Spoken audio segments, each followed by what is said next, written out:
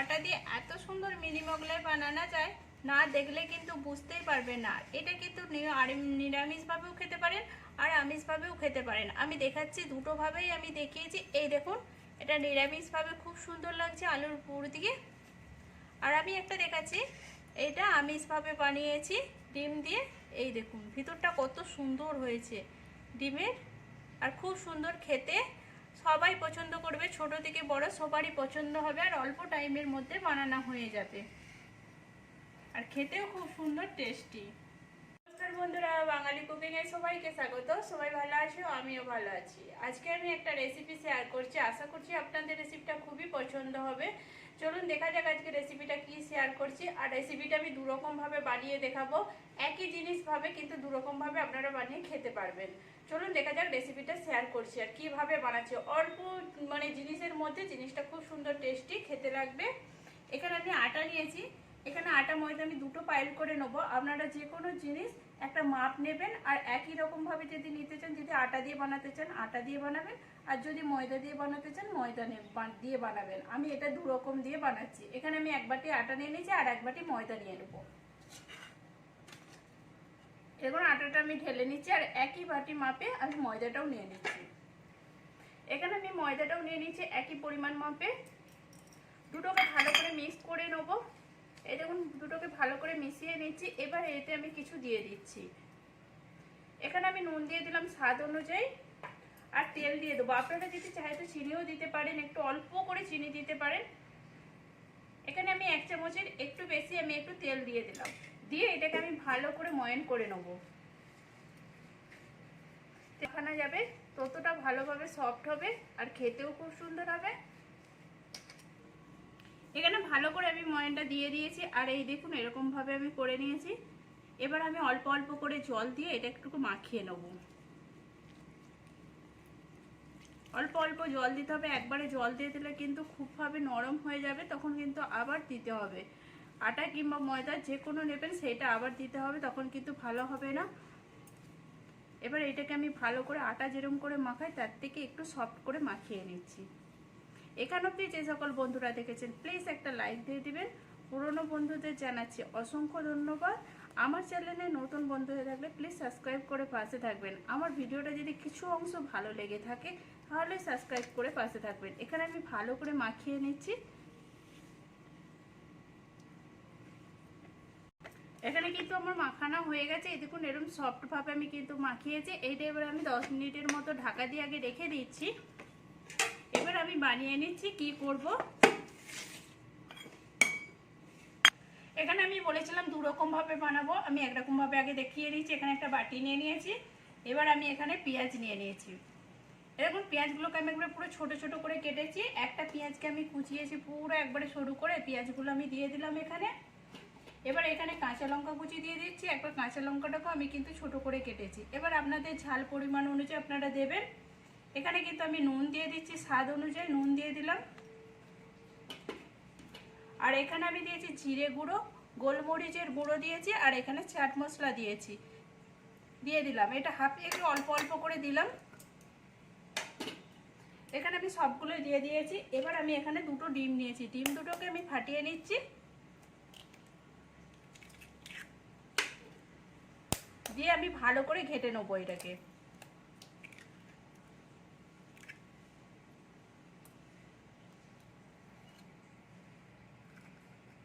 এখানে আমি ভালো করে ঘেটে নিচ্ছি পেঁয়াজটার সাথে।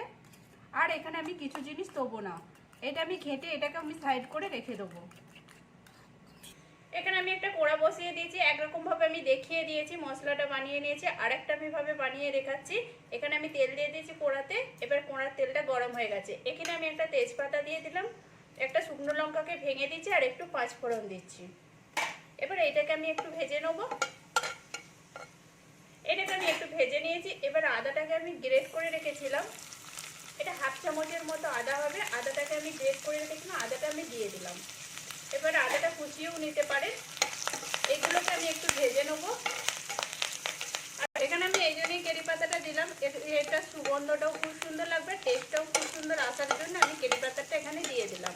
এগুলো একটু ভাজা হয়ে গেছে। এখানে আমি একটা আলুকে পুরো সিদ্ধ করে রেখেছিলাম, আলুগুলোকে আমি দিয়ে দিচ্ছি।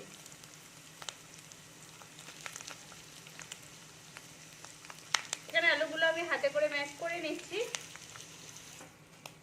এখানে আমি এটা আলুটাকে ভালো করে ম্যাশ করে এটা পুরো মশলাটার সাথে মিশিয়ে নিয়েছি। এবার আমি কিছু গুঁড়ো মশলা অ্যাড করে নিয়েছি। এখানে হলদি দিয়েছি, লঙ্কা গুঁড়ো দিয়েছি, ধনে গুঁড়ো, জিরে গুঁড়ো আর একটু গরম মশলা গুঁড়ো দিয়েছি। আর আমার এখানে পরিমাণটা অল্প বলে আমি একবারে অল্প অল্প করে দিলাম। আর একটু সামান্য পরিমাণে কাঁচা লঙ্কা কুচি দিয়ে দিলাম, একবারে সামান্য পরিমাণে। এবার যারা ঝালটা কম খান তারা লঙ্কা গুঁড়োটা দেবেন না, কাঁচা লঙ্কা দিয়ে দেবেন, তাহলে যে কোনো একটা জিনিস দেবেন। এখানে আমি ভালো করে এটাকে মিশিয়ে নিচ্ছি, মিশিয়ে এটাকে আমি নামিয়ে নেব। তার মানে এটা আমার পুরটা বানানো হয়ে গেছে। এখানে কিন্তু আমি দেখো আটাটাকে খুলে নিয়েছি, যেটা মাখিয়েছিলাম একটু, এটা হাতে করে মেখে নিচ্ছি একটু। এবার এদিকে আমি লেচি কেটে নেব। এখানে আমি কিন্তু খুব বড় করে লেচি কাটবো না, ছোট ছোট করে একবারে লেচি কাটবো। এখানে আমি লেচিগুলো কেটে নিয়েছি, আর ছোট ছোট করে লেচিগুলো কেটেছি। এবার এইটাকে আমি গোল করে নেবো। আমি হাতে একটা করে গোল করে নিচ্ছি।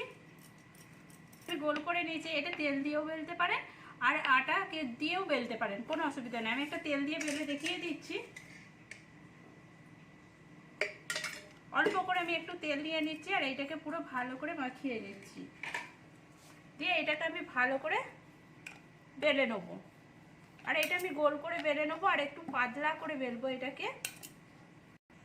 এখানে আমি বেলে নিয়েছি। এটা শেপটা যেরকম ভাবে আপনারা গোলও করতে পারেন, চৌকোও করতে পারেন, কোনো অসুবিধা নাই। এবার আমি আলুর পুরটাকে আমি দিয়ে দিলাম এখানে।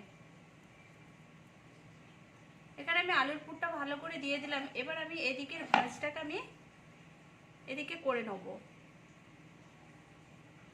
আর এখানে আমার তেল দিয়ে আছে বলে আমি জল দিচ্ছি না।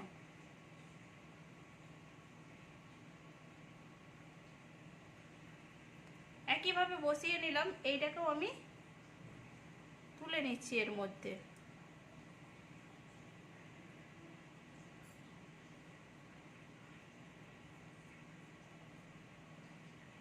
আর এই দেখুন এরকম ভাবে এটা বানানো হয়ে গেছে। আলুরটা এটা এরকম করে বানিয়ে দিলাম। এটা বানিয়ে এটাকেও আমি তুলে রেখে দিচ্ছি। এরকম করে এটাকেও আমি গোল করে নিলাম। এখানে আমি কিন্তু বেলে নিয়েছি। এখানে আমি অল্প করে ময়দা দিয়েছি, দিয়ে বেলে নিয়েছি। আর এই দেখুন পাতলাটা কিরকম ভাবে বানিয়েছি। এরকম করে আমি পুরোটা গোল করে বেলে নিয়েছি। এবার আমি বলেছি যে যেরকম ভাবে পারেন সেরকম ভাবে বানিয়ে নেবেন। এখানে আমি কিন্তু অল্প করে ধনেপাতা কুচি দিয়ে দিচ্ছি, দিয়ে একটু আমি ঘেটে নিচ্ছি। এবার আমি এর মধ্যে দিয়ে দেবো।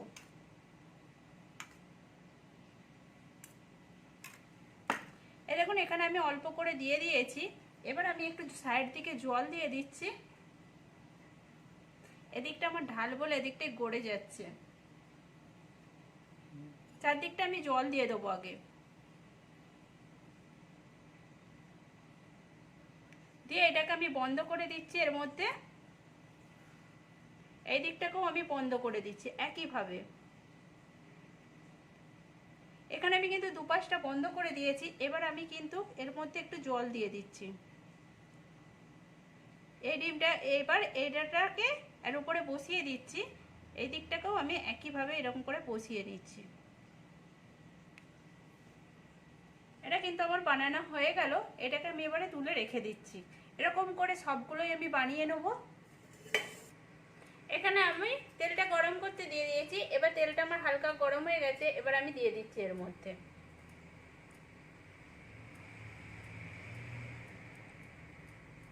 দেখুন এখানে আমি কিন্তু দিয়ে দিচ্ছি। যে দিকটা কিন্তু মোড়া আছে আমি সেদিকটা কিন্তু উল্টো দিকে দিয়ে দিচ্ছি। এখানে কিন্তু আমার তিনটেই ধরেছে। এবার এইটাকে আমি একটু হতে দেবো, ততক্ষণ বাদ বাকিগুলো আমি বানিয়ে নিচ্ছি একইভাবে। এখানে কিন্তু আমার একদিকটা হয়ে গেছে। আমি আস্তে আস্তে এগুলোকে উল্টে নিচ্ছি। এই দেখো সবগুলোই আমি উল্টে দিচ্ছি একইভাবে। আর এই দিকটাকেও আমি একটু লাল করে ভেজে নেব। এখানে কিন্তু আমার হয়ে গেছে। এবার আমি তুলে নিচ্ছি এটাকে। এই দেখুন তুলে নিচ্ছি।